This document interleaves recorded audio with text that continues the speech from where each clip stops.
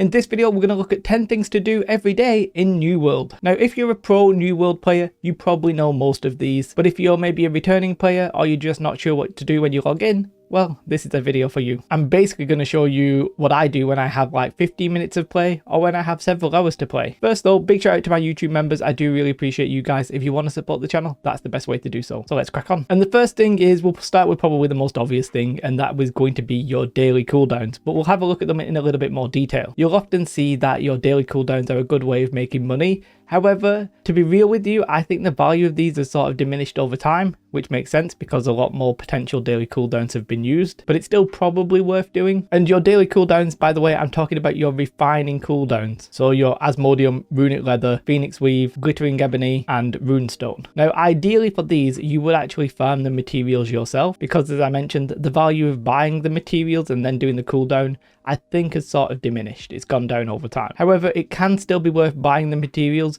if you're going to hoard the actual resources until a more suitable time. For example, I'm sort of expecting with Brimstone Sands that the value of like Asmodeum may go up because a lot of people will be crafting new stuff and there'll just be a lot of demand as a lot of players return to the game. So even buying the materials can be fine. Asmodeum is one where the value generally holds quite well. It's always been relatively expensive to buy if you were trying to just buy it. So the value has always been there. If you do the refining every day, you're very likely to at least break even, if not make a profit. Now the next one, which is like at a hype moment right now, is Runestone, because Runestone is used in the creation of these heart rune gems, which is coming with Brimstone Sands. However, Lodestone was quite expensive, so whether or not it's worth it if you don't farm your own mats, I'm not 100% sure right now. It really depends on your server. Runic Leather and Phoenix Weave, I put about the same sort of level of requirement. The materials are cheaper, but then the end product isn't as worth as like Asmodeum, but they're worth doing if you can turn that profit. And they're definitely worth doing if you found the materials yourself. Glittering Ebony is the one where I'm like, really not so sure about that. I don't know how much use there is on that one. I haven't personally checked my server, but just in general, Glittering Ebony is not the most sought after material. But maybe it is on your server, maybe it is and I've just not checked. So they're the sort of like crafting cooldowns, your refining cooldowns that you should try and do every day if you can. Now, a lot of the things in this list are very similar to a spreadsheet that Danny from Danny TV on Twitch has made. So I'll leave a link to his there. I wasn't actually thinking about that when I made this video, but then I went into his stream and he posted it and I was like, oh, it's very similar actually. So there'll be a link in the description. And the next one, which is sort of questionable value right now because Brimstone is going to change the crafting market quite significantly, and that is the Stopwatch. So the Stopwatch basically enabled you to craft like 598 to 600 gear instead of 595 to 600 gear, but you could only pick one perk. With the Golden Scarab coming in the Brimstone, I think the value of this might be a little bit less. So Stopwatch, no, it depends whether or not you want to craft it or not. You can't sell the Stopwatch, so it's only really useful if you were going to craft with it. Now the next one is a little bit old school, but I do actually think they are still worth doing because they're generally quite quick, and that is your faction quests.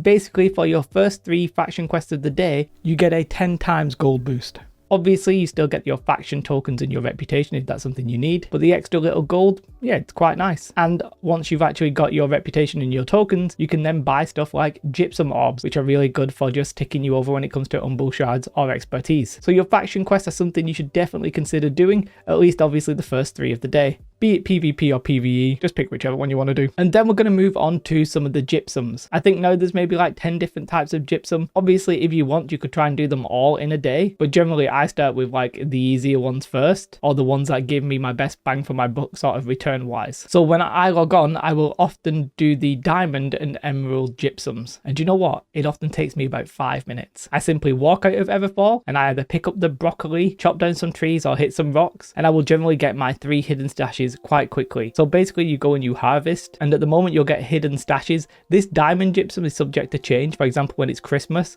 sometimes you have to go to like the Christmas trees and stuff like that. But in general, the default one is that you go and hit any kind of node and then you get 3 hidden stashes at random, but they eventually come. They're not too hard to get. Honestly, it takes maybe like 2 to 3 minutes. Very, very quick. And then I try and get the emerald gypsum, which you get from getting an aptitude level. So for this one, you need to have at least 1 trade skill at 200. For a lot of people, people, I strongly suspect that's going to be your refining, because we spoke about cooldowns earlier, so having your refining at 200 makes a lot of sense. Now, I generally only try to hit one aptitude level per day. I will literally try to spread out my aptitude, unless I'm going out farming a lot of the same thing for a day, like maybe I'm going out farming like star metal or orichalcum or something like that, and in which case I don't want to be like doing one and then leaving. I generally will do one and then move on to the next task. So if I am refining, for example, I will make it so that I only just tick over to the next aptitude box. Well, as long as you don't go into the next one, it's actually okay. But I will literally try to just get one aptitude level and then stop. Unless I have a need for like crafting or something like that. In a sense, for me, considering you only get one emerald gypsum per day, getting more than one aptitude tick actually sort of a negative in a way. You're actually losing a potential resource there. So you've got to just keep in mind whether or not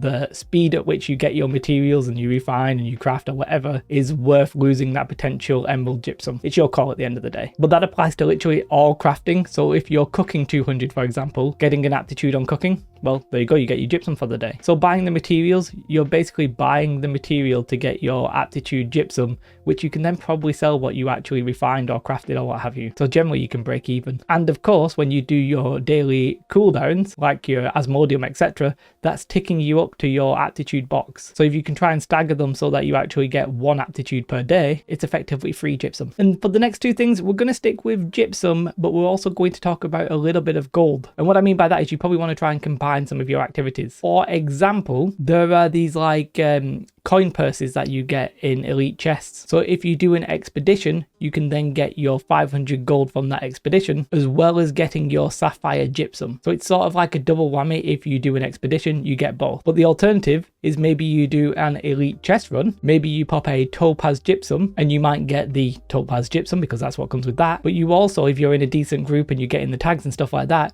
you might get your obsidian gypsum for the day. So a chest run could effectively lead you to some gold and two types of gypsum, but it depends on the kind of content you want to do. But I would recommend, you know, the first thing you should do is combine one of those, either do an expedition or do a chest run, or if you're more into PvP, don't do either of those. You'll miss out on the gold. But if you're interested in PvP, I would try and do your PvP arenas. Now that there's a solo queue, you're less likely to just get stomped by a pre-made if you are a solo player. The only downside to the gypsum when it comes to arena is that you have a 50-50 chance of getting the gypsum if you lose, but 100% of getting it if you win. And you can get 2 per day, which actually is then 2 gypsum orbs as well, so that's quite good. The arena is probably the quickest one, barring the first 2 that I mentioned, the emerald and the diamond, but you have to get maybe, you know, you have to win to effectively guarantee the speed. And obviously if you're a pure PvPer, then you can move on to your outpost rush. Obviously that will take a bit longer. The games there probably average between 20 and 30 minutes. So you might be looking at, like, if you're doing both games, 60 minutes to an hour and a half, something like that. But keep in mind, if you do just the PvP route, you're not going to get those 500 gold like coin purses. If you want gypsum and you're going for speed, then corrupted breaches are quite quick, and the PvE arenas are actually quite quick as well. At that point, it's sort of just a trade-off of what you're looking for the most and you want the most. Do you want gold and gypsum? Then do an expedition or a chest run. Do you want a PvP? Arena and outpost rush. You just want speed, then maybe a PvP arena, PvE arena, and a chest breach, something like that, corrupted portal. That will maybe get you done quickly. Danny's list is actually quite good for that one. It sort of gives you like estimated times, and it's sort of like a checklist, so you can be like, yeah, I did that today, I did that today, I did that today. What I personally don't do is do all of my gypsums in a day. I think I'd just lose my mind having to do it all in a day. But, you know, if that's what you want to do that. For me, it's more about playing with efficiency rather than max effectiveness, I guess. Like, I'm not bothered about achieving everything. I just want to be my best bang for my buck time-wise. So that's it. That's what I generally do in a day. As I said, I know this might not be for everybody. If you're already doing all of these things, you'll be like, Jay, I already know. Then this video wasn't for you. If, however, you found this helpful in any way, make sure to like, make sure to subscribe. Big shout out to my YouTube members again. Thank you very much to you guys. Have a most beautiful day. Like and subscribe. Goodbye.